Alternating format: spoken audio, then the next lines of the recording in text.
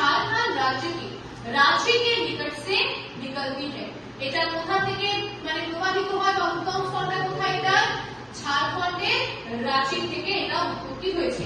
বলেছে আউটফল বা মোহনা, বলেছে it discharge its water from the coast of Odisha into Bay of Bengal, মানে ওড়িশার তটে এটা বে অফ বেঙ্গলে গিয়ে প্রবাহিত হয়। ঠিক আছে, ঝাড়খণ্ড में उड़ीसा, তারপর হচ্ছে बे ऑफ बंगाल।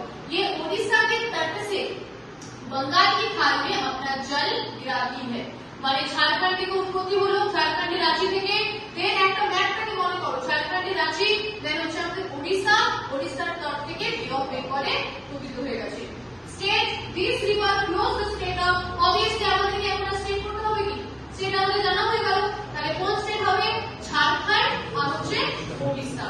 বলেছে when the Konch and the southern Koel river, বলেছে coming from the Jharkhand neck, then it was also known as a Brahmani river। माने की बोले झारखंड से आने वाली संघ और दक्षिणी कोयल नदी जब आपस में मिलती है उसके बाद ये ब्राह्मणी नदी के नाम से जानी जाती है।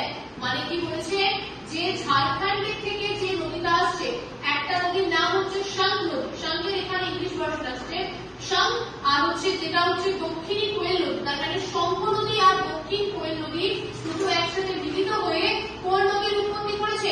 ব্রাহ্মণী river, type of Ganga river, है ना। কোন দুটো রিভারের সঙ্গম থেকে গঙ্গা উৎপত্তি হয়েছে? তাহলে আমাদের স্যার একটা হচ্ছে অলকনন্দা, একটা হচ্ছে ভাগীরথী।